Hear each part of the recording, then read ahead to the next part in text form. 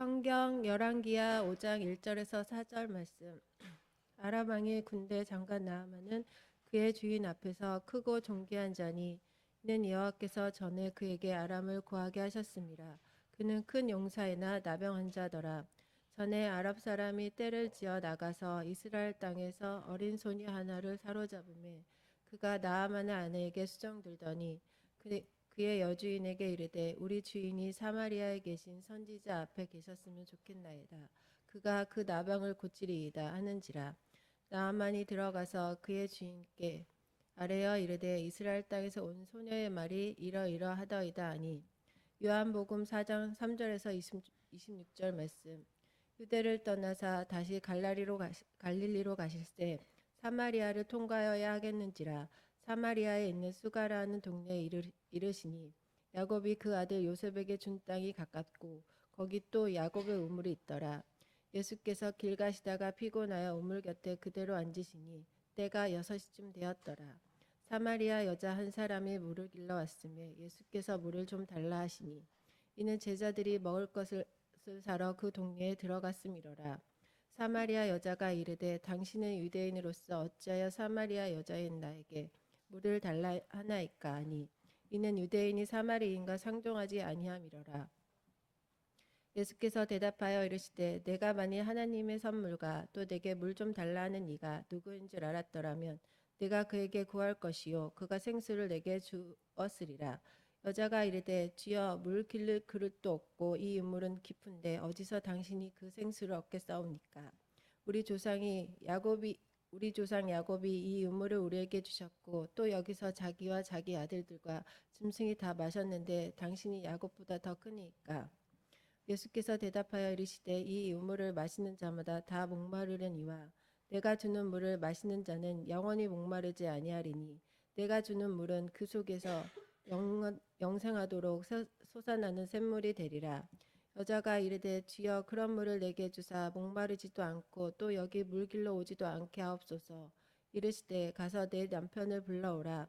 여자가 대답하여 이르되 나는 남편이 없나이다. 예수께서 이르시되 내가 남편이 없다 하는 말이 옳도다. 너에게 남편 5이 있었고 지금 있는 자도 내 남편이 아니니 내 말이 참되도다. 여자가 이르되 주여 내가 보니 선지자로소이다. 우리 조상들은 이 산에서 예배를 하였는데 당신들의 말은 예배할 곳이 예루살렘에 있다 하더이다. 예수께서 이르시되 여자여 내 말을 믿으라. 이 산에서도 말고 예루살렘에서도 말고 너희가 아버지께 예배할 때가 이르리라. 너희는 알지 못하는 것을 예배하고 우리가 아는 것을 예배하노니 이는 구원이 유대인에게서 남이라. 아버지께 참되게 예배하는 자들은 영과 진리로 예배할 때가 오나니 곧 이때라. 아버지께서는 자기에게 이렇게 예배하는 자들을 찾으시니라. 하나님은 영이시니 예배하는 자가 영과 진리로 예배할지니라. 여자가 이르되 메시아 곧 그리스도라 하는 이가 오실 줄을 내가 아노니 그가 오시면 모든 것을 우리에게 알려주시리라. 예수께서 이르시되 내게 말하는 내가 그라 하시니라. 아멘. 예, 새해 들어서 우리의 신앙에 좀 힘을 길러보자, 이런 말씀의 제목으로 말씀을 전하고 있는데, 우리의 삶에 그런 도전들이 마음에 부딪혀오는지 모르겠습니다. 어떻게 한 달 정도 지나니까 새해 계획이 다 아스라이 막 생각도 안 나죠? 새해 뭔가 계획을 세웠던 한 것 같긴 한데 한 달 정도 지나고 나니까 심지어는 무슨 계획을 세우는지조차도 잊어버려서 아마 너무 빠르게 시간이 지나가고 있구나라는 것을 혹 실감하고 있는 것은 아닌지 모르겠습니다. 여러분, 결국 우리가 예수의 이름으로 산다고 하는 것은 결국 세상을 이기는 거잖아요. 예수님이 이겼기 때문에 우리도 얼마든지 이길 수 있습니다. 근데 가만히 있으면 이기는 게 아니고 이기는 힘을 길러야 돼요. 이기는 힘을 기르지 않으면 안 돼요. 여러분, 세상에서 가장 어려운 일 중에 하나가 뭐예요? 다이어트예요, 다이어트. 그래서 다이어트를 잘하는 사람을 저는 존경해요. 제가 옛날에 한번 해보고 나서 죽는 줄 알았어요. 5kg 빼는데 그것도 뭐 빼려고 했던 거서 뺀 건 아닌데 어쨌든 그거 빼는데도 그렇게 힘들더라고요. 근데 막 10kg씩 빼는 사람들 보면 거의 제가 존경합니다. 예. 올 한해도 다이어트 역사가 우리 안에 일어날까요? 예, 그건 모르겠어요. 예, 사람들이 가장 많이 하는 결심 중에 하나가 그런 거라는데 믿음의 사람들에게는 뭐겠어요? 우리의 신앙이 조금 더 그래도 작년보다 해가 갈수록 뭔가 조금 더 좋은 모습으로 좀 더 하나님 보시기에 예쁜 모습으로 여러분 자라가야 되지 않겠어요? 그래 하나님이 가장 기뻐하시는 여러분 부모가 제일 기뻐하는 게 뭐예요? 우리의 자녀들이 가끔씩 천란 행동을 할 때 얘가 아주 철도 안 난 줄 알았는데 어느 날 갑자기 천란 행동을 해. 그러면 어때요? 야, 그거 성적 1등한 것보다 훨씬 더 기뻐요. 이래서 자식 키우는구나. 그런 마음이 우리 안에 들잖아요. 저는 우리 아버지 하나님의 마음이 결코 다르지 않다고 생각해요. 우리가 하나님의 자녀로 이 땅 가운데 사는데 세월의 순간들이 지나가면 지나갈수록 야, 제가 갈수록 철이 나는구나. 신앙에 철든 자녀를 볼 때 우리 지금 얼마나 기뻐하시겠어요. 그래서 올 한해는 우리 모두가 저를 포함해서 저도 철이 아직 덜 나가지고 많이 힘듭니다. 그래서 올 한해는 더 철이 나기 위해서 몸부림칠 텐데 여러분 같이 신앙에 철이 날 수 있도록 우리가 같이 좀 몸부림쳤으면 좋겠습니다. 뭐 역량 이러니까 말이 어렵지만 쉽게 얘기하면 역량이라는 게 힘을 키우는 거거든요. 근데 힘을 키울 때 우리가 그 힘이 발생되는 현실과 상황이 있어요. 그렇죠? 저 사람이 힘이 없는지는 겉으로 보면 잘 몰라. 제가 지난번에 밥 먹다가 왼팔로 우리 박유홍 장로님 이긴 거 아니에요. 팔씨름 했는데. 근데 오른팔로는 졌어요. 제가 왼팔이 조금 세거든요. 근데 딱 비교하면 당연히 우리 박 장로님이 저보다 힘이 셀 것처럼 보이잖아요. 실제로 세기도 하고. 사람은 눈으로 보여지는 거하고 실제로 대하는 거 좀 다를 수 있어요. 덩치가 크다고 해서 꼭 힘이 센 건 아니에요. 팔림이 좋은 사람이 이길 수 있어요. 중요한 건 뭐냐면 눈으로 가늠해서는 안 돼요. 우리의 힘이라고 하는 것은 어떤 상황에 직면하게 되면 그 상황 속에서 실체를 깨닫게 돼요. 아, 저 사람이 신앙이 있구나 없구나를 언제 알아요? 한결같은 성경의 이야기가 뭐예요? 우리의 삶에 어려움이 있을 때, 우리의 삶이 고난의 한가운데를 지날 때, 아, 그걸 하나님 앞에 가지고 나아가 믿음으로 힘써 싸워 이기는 사람이 있고 그냥 제풀에 쓰러져서 넘어져 버린 사람들이 있어요. 우리가 그런 것을 보면서 우리의 신앙과 믿음이 때로 리트머스 시험지처럼 판별될 때가 있잖아요. 여러분, 그런 어려움이 오기 전에 우리가 그런 믿음을 미리 갖추면 그런 어려운 삶의 순간이 2023년에 반드시 여러분, 저와 여러분에게 있지 않을까요? 좋은 일만 있으면 좋겠는데 살다 보면 때로 어려움의 파고를 넘어설 때도 있어요. 여러분, 서핑을 잘하는 사람들은 파도가 쳐야만 돼요. 그 파도가 칠 때 그 파도를 잘 타면 그 서핑을 잘하는 사람이에요. 파도가 치지 않으면 서핑을 잘하는지 못하는지 폼 들고 열심히 사진 찍는다고 해서 아는 게 아니에요. 근데 그 파도가 밀려올 때 그 파도에 자기의 몸을 실어 보드에 자기 몸을 실어서 잘 타면 그 사람은 잘 타는 사람이에요. 그리스도인들 똑같습니다. 우리의 삶에 어려움이 없고 고난의 순간들이 마주하게 될 때 우리가 넉넉히 믿음으로 힘써 싸울 수 있는 힘을 우리 안에 갖게 되면 여러분 우리의 신앙이 더 생명력 있는 믿음의 신앙으로 빛나는 거예요. 그래서 우리 안에 있는 그런 신앙의 역량이 힘을 빛을 발하는 순간들이 어느 때예요? 영화, 협상, 교섭 이런 영화가 있는데 저럴 때예요. 어떤 중요한 문제를 두고 어떤 사람들과 그것이 회사일 수도 있고 아니면 테러리스트일 수도 있고 아니면 나와 다른 생각을 갖고 있는 사람일 수도 있어요. 기업에서는 다른 기업의 어떤 것이 될 수도 있고요. 그 두 사람이 마주했을 때 상대방이 서로 마주했을 때 여러분 우리 안에 있는 내적인 역량이 힘을 발휘하게 돼요. 여러분 그때 그 내적 역량이 뭐예요? 그게 수용성이에요. 수용성. 오늘 주제는 수용성에 관한 신앙이에요. 수용의 능력을 갖춰야 돼요. 그동안 우리 뭐 해왔는지 기억나세요? 5가지나 했어요. 5가지. 자, 한 가지라도 기억나세요?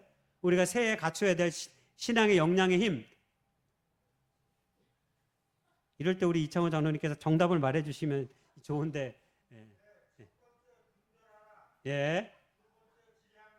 예. 네. 네. 예. 박수 한번 치세요. 박수 한번. 장로님이 기억하시는 건 적으셔서 그래요. 근데 여러분은 듣기만 하잖아. 그러니까 기억 못 하잖아. 적은 사람은 기억해. 들은 사람은 기억 못 해. 다 그런 거예요.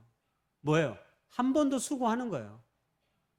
여러분, 역량의 힘을 기른다는 건 한 번 더 애를 쓰는 거예요. 아, 내가 욕까지 할 수 있는데 한 번 더 하는 거예요. 아, 내가 한 번 할 수 있지만 두 번 하는 거예요. 여러분, 그렇게 자꾸 하다 보면 여러분, 그것이 습관이 되고 그것이 내게 능력이 됩니다. 오늘은 다섯 번째 수용성의 신앙, 수용의 능력에 관한 이야기를 조금 하려고 합니다. 여러분, 오늘 우리 시대에 이 수용성이 어느 때보다도 필요한 시대에 살고 있습니다. 그렇죠. 왜냐하면 우리가 글로벌한 시대 속에 살고 있다고 그래요. 우리는 글로벌한 시대에 살고 있음을 너무 자주 경험합니다. 왜냐하면 이 강원대학교가 앞에 있어서. 강원대학교 외국인 학생들이 1000명이 넘어요. 여기 마라탕이 얼마나 잘 되는지 몰라요. 마라탕에 주로 중국 사람들이 많이 해요. 마라탕만 있는 게 아니에요. 글로벌 마켓도 있어요. 지금 저쪽으로 옮겨갔어요. 네. 거기에 드나드는 사람이 뭐 몽골부터 시작해서 동남아에서 온 우리 친구들이, 형제들이 많아요. 여러분, 세계 각국의 사람들이 함께 모여 사는 시대가 여러분 되어버렸습니다. 서로 다른 피부와 서로 다른 국적을 가지고 우리가 살아갑니다. 여러분, 그렇게 서로 다른 사람이 살아갈 때 가장 중요한 게 있어요. 그게 뭐예요? 함께 서로 살아가려고 한다면 서로에 대한 분명한 수용성이 우리 안에 있어야 돼요. 저 사람이 어떤 사람인지, 어디서 온 사람인지, 어떤 성격과 어떤 기질을 갖고 있는지. 여러분, 우리가 한 공동체 안에서 살아가려고 할 때 반드시 그런 것을 온전히 알지 못하면 우리가 그 사람을 온전히 수용할 수 없어요. 요즘 우리가 이기적이고 개인주의적인 사회 속에 살고 있다 이런 얘기 많이 하잖아요. 이것도 뭐 섣부른 판단일 수 있겠지만 요새 젊은 친구들이 회사 생활이나 이런 게 어려워요. 왜냐하면 자기중심적 생활에 익숙해 있기 때문입니다. 근데 회사 생활이나 어떤 공동체 사회 속에서 생활한다고 하는 것은 여러분, 그것을 배우는 게 사실 학교예요. 함께 더불어 살아가야만 한다고 하는, 나와 다른 성격과 기질을 갖고 있는 아이들과 학교에서 서로 시간을 보내면서 사회를 경험하는 거예요. 회사 상사도 있고 부하 직원도 있고 동료도 있어요. 그들과 함께 어떤 일들을 함께 만들어간다고 생각해 보세요. 서로를 온전히 파악하지 못하면 우리가 서로의 이야기에 귀담아 듣지도 못하고 서로를 수용할 수도 없어요. 그렇게 되면 좋은 결과물을 만들어낼 수 없는 거죠. 단순히 매력적인 인간이 되기 위해서 우리가 타인에 대한 이해를 넓혀라 이런 얘기를 하는 게 아니에요. 우리가 타인에 대한 이해를 넓히는 건 오늘날 우리의 삶의 능력이 되는 일이 돼버렸어요. 여러분, 특별히 기독교 신앙을 갖고 있는 사람들에겐 더더욱 그래요. 여러분, 생각해 보세요. 남을 존중하지 않는 사람, 남의 것을 인정하지 못하는 사람이 어떻게 우리의 삶에 성장이나 발전이 있을 수 있겠어요? 여러분, 없어요. 여러분, 기독교 신앙은 천상천하 유아독존이 없어요. 혼자 살아가는 게 아니에요. 처음부터 하나님께서 세상을 구원하시기 위해 두 개를 창조하셨는데 하나는 가정이고 하나는 교회인데 두 개 다 공동체로 창조했어요. 복수로 창조했어요. 복수로. 혼자서는 안 된다는 거예요. 함께 더불어 우리가 서로를 받아들이고 수용하지 않으면 살 수 없는 존재로 만든 게 인간이에요. 그러므로 살면서 우리의 삶 가운데 그래서 더욱 소중해지는 사람들이 있어요. 여러분, 인생을 살면 살수록 우리 삶 곁에 소중한 사람들이 있어요. 어떤 사람들이에요? 긍정적인 사람들이에요. 여러분, 우리의 삶에 긍정적인 사람을 많이 둬야 되는 이유가 거기 있어요. 왜? 여러분, 긍정적인 사람들이 대부분 수용성이 있는 사람들이에요. 수용 능력을 갖춘 사람들이에요. 여러분, 긍정하고 낙관을 혼동하면 안 돼요. 여러분, 낙관의 초점은 미래에 있어요. 어떤 형태로든 잘 될 거야. 결과가 좋을 거야. 이렇게 생각하는 사람은 낙관주의자들이에요. 그런데 여러분, 긍정주의자들은 어디에 초점이 있어요? 오늘, 현재, 지금, 이 순간에 초점이 있어요. 여러분, 그게 긍정주의자와 낙관주의자의 차이입니다. 그래서 낙관주의적인 사람들은 세상이 자신을 좋게 봐줄 거라고 생각해요. 전혀 안 그런데. 그러면 긍정적인 사람은 어떤 사람일까요? 이런 반대예요. 내가 세상을 어떻게 봐? 긍정적으로 보는 거예요. 여러분, 믿음의 사람들은 어디에 속할까요? 낙관주의자예요, 긍정주의자예요? 긍정주의자예요. 세상이 나를 좋게 봐주겠지. 천만에 세상에서 나를 바라보는 건 다 능력으로 바라봐요. 제가 하는 일, 하는 능력. 그러나 긍정의 눈을 갖고 있는 사람들, 믿음의 사람들은 언제나 어떻게? 우리가 따스한 눈으로 사람을 바라보고 세상을 바라보는 것입니다. 그래서 믿음의 사람들은 긍정주의자인 거예요. 그런 측면에서 우리 하나님은 이 모든 세상 가운데 가장 긍정의 마인드를 가지신 분이에요. 그게 여러분 요한복음 3장 16절 17절 우리 다 아시죠? 하나님이 세상을 이처럼 사랑하사 독생자를 주셨으니 이는 그를 믿는 자마다 멸망하지 않고 영생을 얻게 하려 하심이라. 하나님이 그 아들을 세상에 보내심은 세상을 심판하려 하시 아니라 그들을 그로 말미암아 세상을 구원하려 하심이라. 하나님이 세상을 이처럼 사랑했대. 여러분, 그러나 우리가 살아가는 세상 사랑할 만해요? 진짜 사랑할 만해요? 제가 보기엔 아닌 것 같아요. 하나님께서 사람을 아름답게 창조하셨는데 에덴 동산에서 범죄한 이후에 세상은 악해져 버렸어요. 그리고 오늘 우리가 경험하는 세상이 똑같습니다. 다른 것을 하나라도 더 빼앗으려고 혈안이 되어 있고 끔찍한 전쟁과 폭력들이 얼마나 많이 일어나고 사람을 죽이고 스토커하고 무리한 말들 서슴지 않게 행하고 거친 말들, 거친 행위들이 여러분 우리의 삶에 주면 얼마나 많아요. 여러분 얼마나 욕이 범람하고 있는지 몰라요. 아이들의 이야기를 가만히 들어보면 욕이 반이야. 어떻게 세상이 이렇게 됐는지 모르겠어요. 근데 그 욕이 너무 자연스러워. 우리는 섬찟섬찟한데 아이들은 전혀 그 욕에 대한 반응이 없어요. 같이 욕하니까. 그러니까 욕이 지금은 그냥 그들의 언어가 돼버렸어요. 여러분, 이게 우리 사회에 아픔이 있는 거예요. 우리 사회에 아픔이 있기 때문에 거짓되고 불손한 언어들이, 생명을 파괴하는 언어들이 우리의 교육의 주가 돼버렸어요. 아이들의 생활의 언어가 돼버렸어요. 어떻게 그 생활의 언어가 이렇게 범람거리는데 어떻게 이 세상이 좋은 세상일 수 있겠어요? 그런데 하나님께서는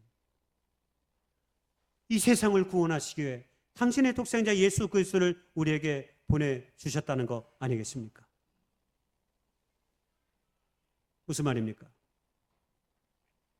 사랑할 만해서 당신의 독생자를 보내신 것이 아닙니다.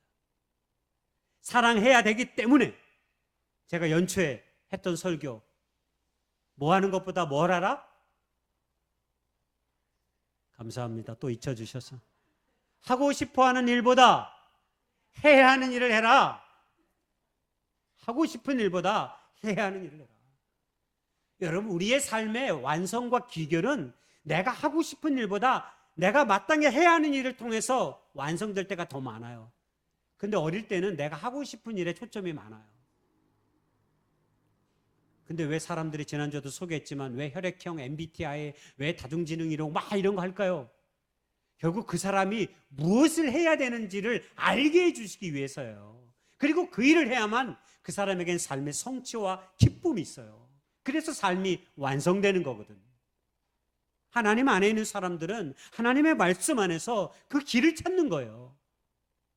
그래서 그 길을 따라 걸어가다 보면 하나님께서 말씀해 주신 그 말씀의 뜻대로 우리가 행하다 보면 우리의 삶이 이전보다 나아지는 거예요.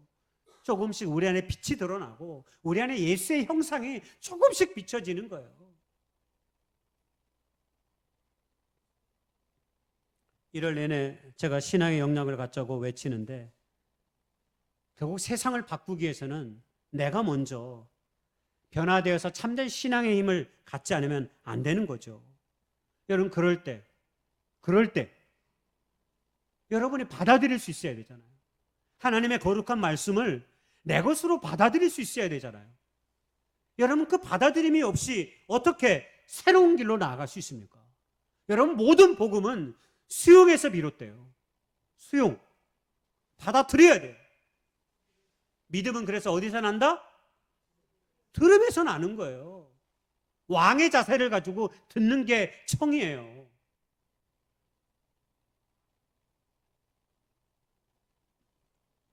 수용 능력이라는 건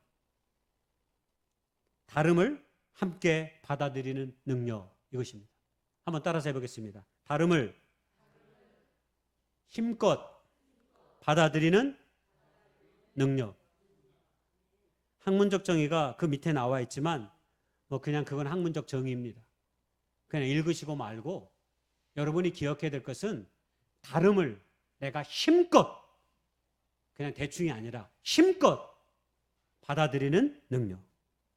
이 능력이 우리 안에 있으면 우리에게 새로운 삶의 길이 열려요. 그리고 오늘 성경 본문에는 그 구원의 길이 열린다고 하는 사실을 가르쳐 줍니다. 오늘 말씀을 보겠습니다.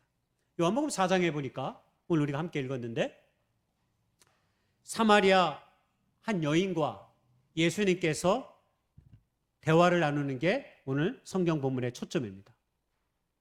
여기 두 가지 사실을 우리가 유념해야 되는데, 하나는 사마리아 사람과 남유다 사람, 같은 이스라엘이었지만 우리나라로 따지면 북한과 남한이에요.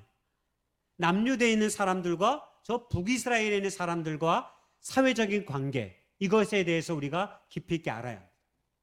그 관계는 쉽게 얘기하면 적대적 관계예요. 적대적 관계.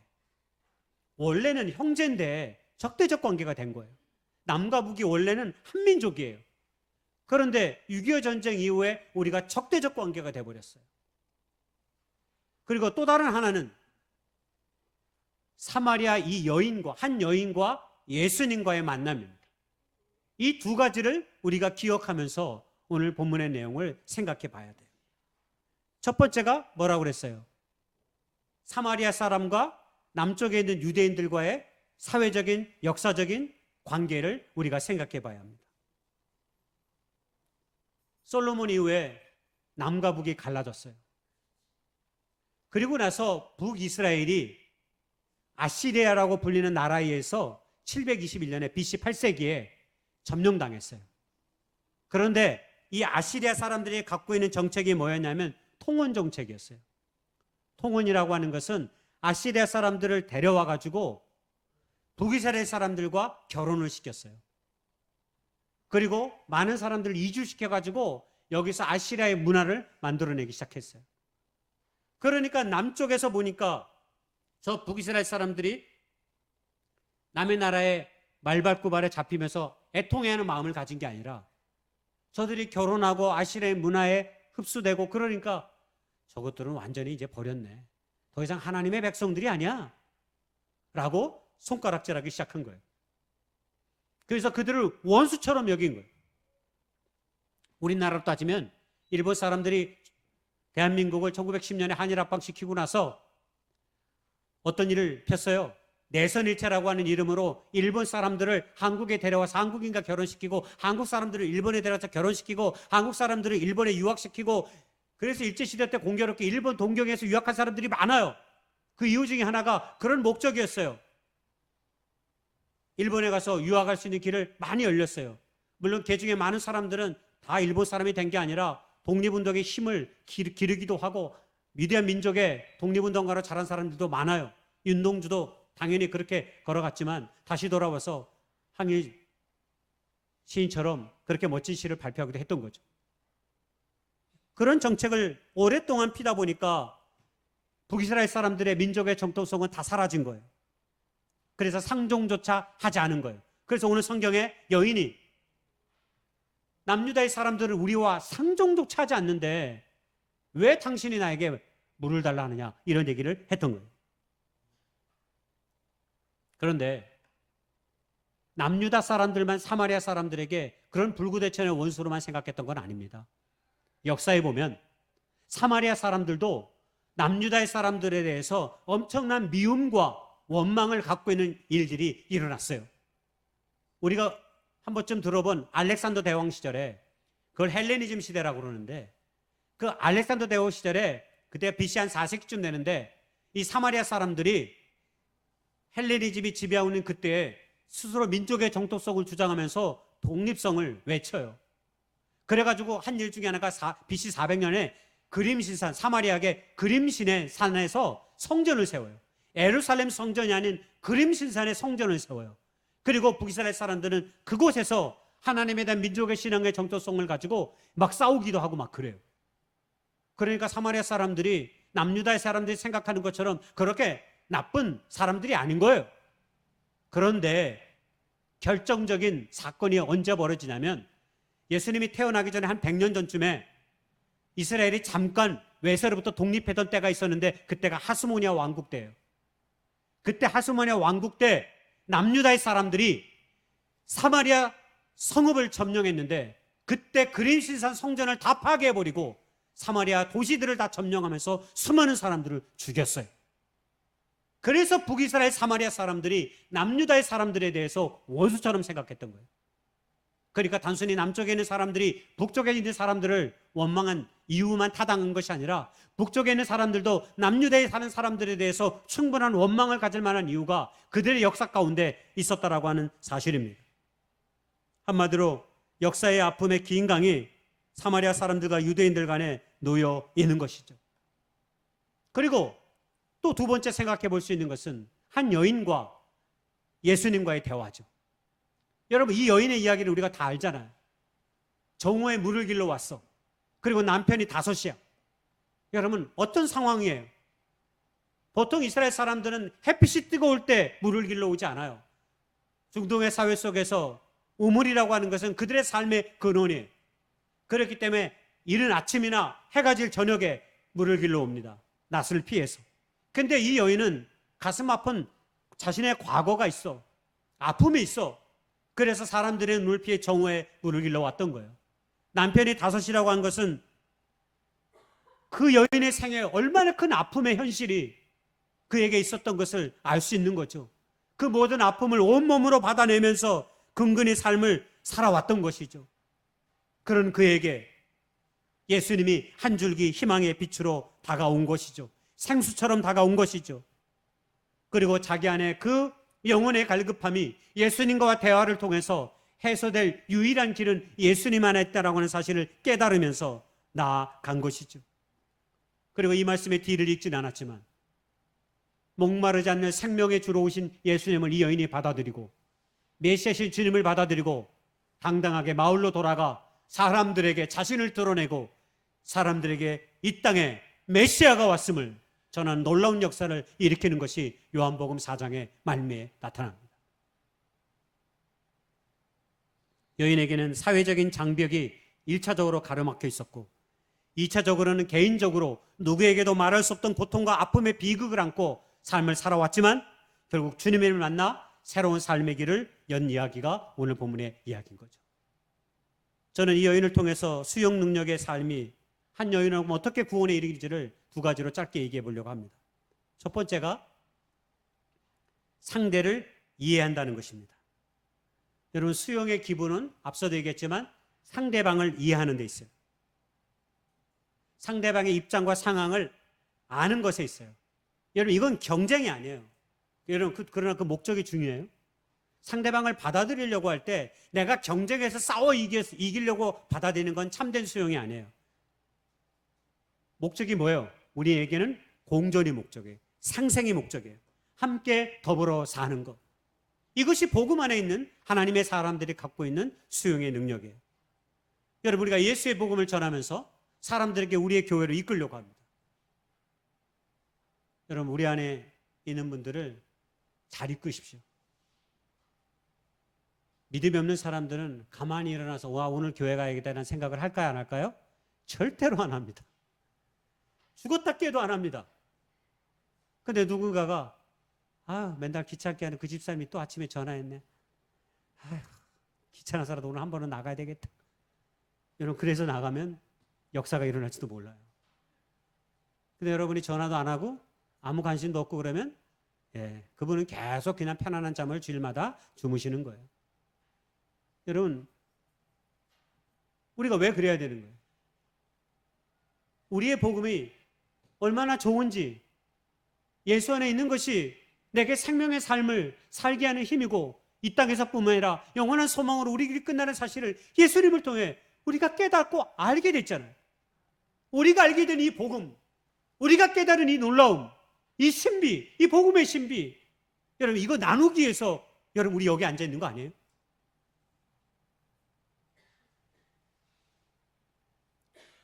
우리가 그 복음을 먼저 수용해서 이제 또 다른 사람들이 그 복음을 수용하도록 이끌기 위해서 여러분 우리가 나아가는 것이죠. 여러분 이게 상생 아니에요?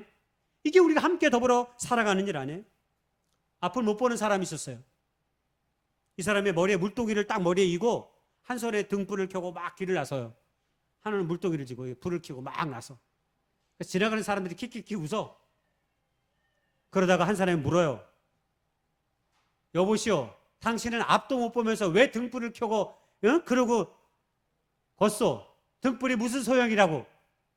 그랬더니 맹인이 뭐라고 대꾸합니까? 당신이 나와 부딪히지 않게 하려고요. 상대를 수용한다는 것은요, 함께 한다는 것이고 상대방의 마음을 더듬어 헤아려 보는 것입니다. 바다는 자신을 낮추어 모든 강을 받아들입니다. 여러분, 그리스도인의 삶도 마찬가지입니다. 수용의 능력과 자세를 갖추는 일은 결국 다른 사람을 이해한다는 것인데, 여러분 이해할 때는 두 가지가 필요해요. 하나는 중재자의 관점으로 자기 자신을 두는 거예요. 흔히 우리가 말하는 객관적인 입장에 서보라라고 하는 것. 그 다음에 또 다른 하나는 역지사지의 입장이 되보라는 거예요. 상대방의 입장에 대해서 한번 생각해 보라는 거예요. 저는 여러분의 입장에서, 그리고 여러분은 제 입장에서 한번 교회를 생각하시고 사람을 바라봐 보세요. 어떤 마음이 드는지. 사적인 이야기 자꾸 하면 별로 은혜가 안 되는데, 제가 예전에 교회에 있을 때 우리 그 전도사 사모님이 있었어. 그 결혼했는 전도사. 전도사 사모님이 수요일 날 예배 드리러 와서 매일 자요. 예배 드리러 와서 매일 자요. 근데 그 사회복지 일을 했거든요. 얼마나 피곤했겠어요. 얼마나 피곤했겠어요.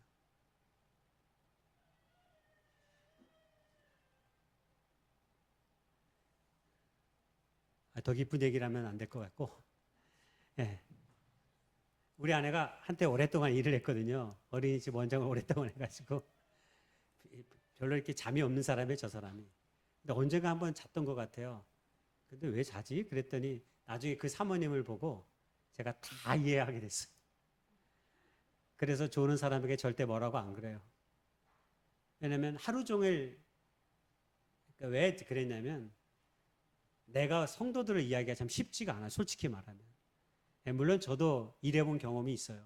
책방도 해보고 어린이집 기사로도 일해보고 또 여러 가지 한번 세상을 알아보기 위해서 밤에 좀 한 1년 동안 밤일도 해보고 뭐 그런 경험이 저도 사실 있어요.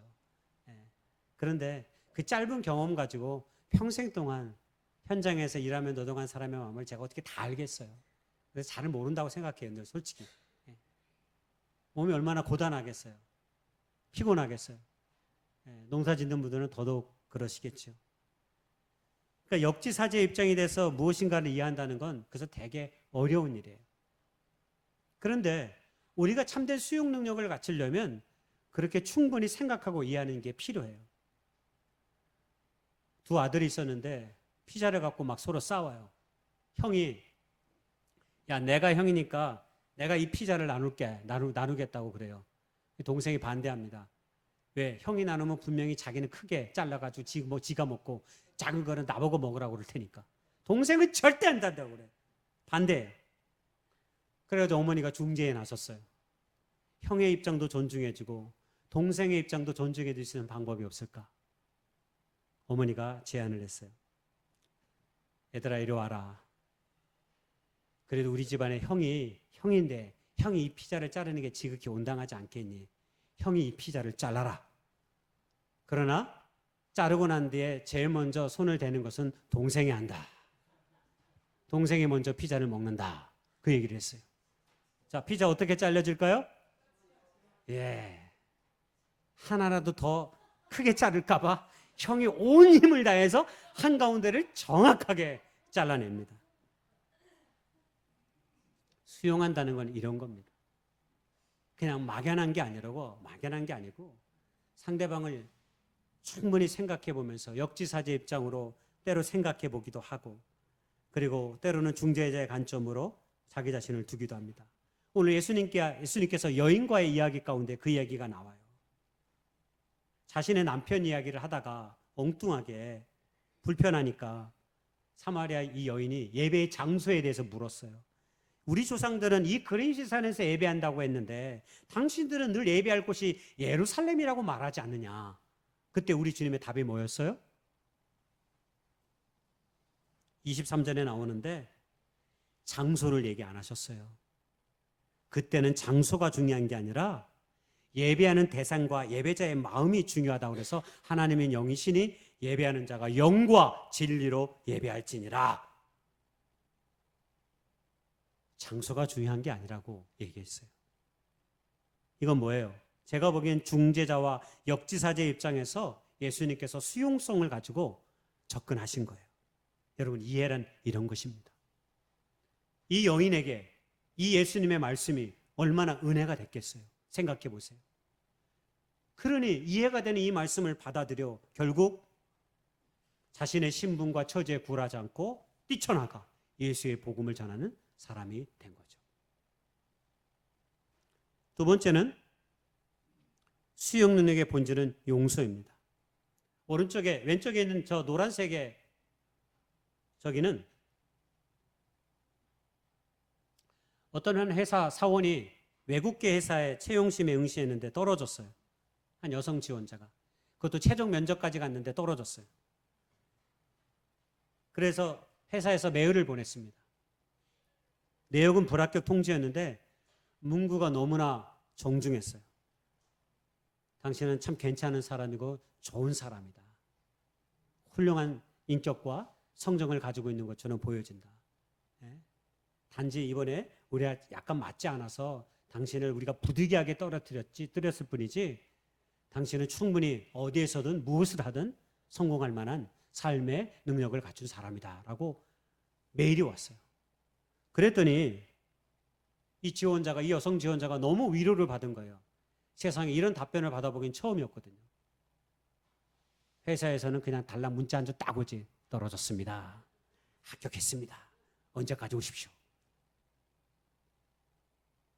이 여성 지원자는 너무나 이 편지에, 이 메일에 감사함이 느껴져서 메일을 보냈어요. 이렇게 따스하고 위로를 주는 탈락에 대한 통보는 처음이었다고 얘기하면서 막 감사를 보냈어요. 이틀 뒤에 문자가 왔어요.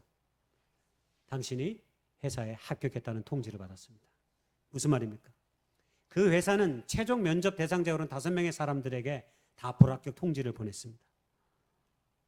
그런데 유일하게 감사의 답장을 보낸 이 여성만이 회사에서 채용을 했습니다. 아마 그 회사는 삶의 어려운 상황 가운데서도 감사할 줄 아는 사람을 뽑고 싶었던 모양입니다. 여러분, 용서의 한자어가, 용서할 서가 같은 마음이라는 뜻을 담고 있습니다. 용서할 서를 보면 같으려와 마음 심자가 들어있죠. 그러므로 상대와 같은 마음이 용서입니다. 그러니까 용서라는 건 막연한 게 아니라 상대와 같은 마음이에요. 즉 자기에게 부정적인 영향을 끼치는 사람에게 용서하는 겁니다. 시간이 너무 많이 가서 좀 자르겠습니다.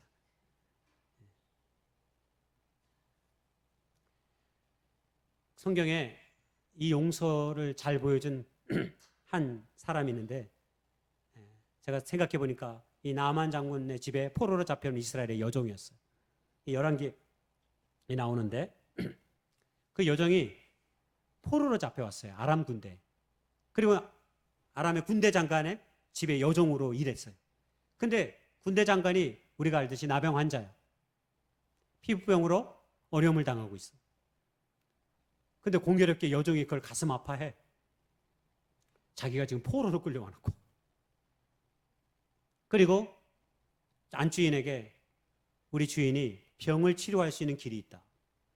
이스라엘에 가면 위대한 선지자가 있다. 그 선지자를 찾아가면 병을 치료받을 것이다. 결국 신서를 써가지고 많은 선물과 함께 보내죠. 그리고 우리가 잘 알듯이 나만 장군이 치료받습니다. 여러분 시작이 뭐예요? 시작이 한 여종의 자기 주인의 아픔과 고난을 받아들여요. 자기 것으로. 자기 것으로. 여러분 보통이면 종으로 끌려왔으면 막 분노와 절망과 내가 지금 이 남의 나라 땅에 와가지고 이 짓을 하다니 내가 어떻게든 여기를 탈출하든지 어떻게 하면 게으름을 피우고 어떻게든 좀 살 것인지 이거에 관심이 있어야 되는데 여러분 그것은 없고 심지어 자기를 종으로 잡아온 그 사람을 여러분 그의 아픔을 내 것으로 삼아요. 여러분 그 안에 용서의 마음이 그에게 이미 있지 않았으면 저는 이것이 불가능했다라고 생각합니다. 왜냐하면 용서가 없으면 수용이 안 되거든요. 용서가 있기 때문에 이 나만 장군을 자기 아픔으로 받아들일 수 있었던 것입니다. 유명한 유대인의 철학자 한나 아렌트는 그래서 예수님이 용서의 역할을 발견한 최초의 사람이다라고 말한 바가 있습니다. 예수님의 십자가는 용서의 십자가, 구원의 십자가였습니다. 그리고 그 십자가는 오늘 우리에게 새로운 생명을 주시기 위해 짊어진 용서의 도구입니다.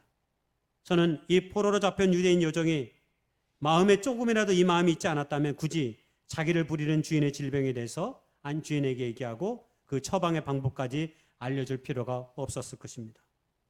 여러분 성경에 나와 있지 않지만 결론적으로 생각해 보면 나아만 장군이 자기 집으로 돌아왔을 때 이 여종을 어떠한 자세로 대했을까요?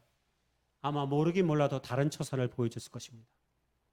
여종으로서가 아니라 한 인간으로서 아마 그를 대하지 않았을까요? 용서는 용서를 낳고 은혜의 길로 우리를 이끕니다. 우리 신앙이 성숙해지고 성장해지기 위해서는 우리 안에 수용의 능력을 키워야 합니다. 상대방을 이해하고 용서하는 태도를 통해 이는 우리의 삶 가운데 구체화됩니다. 2023년 한 해 동안 여러분에게 아름다운 수용의 능력이 우리의 신앙이 될 수 있기를 주님의 이름으로 축복하고 소망합니다. 기도하겠습니다.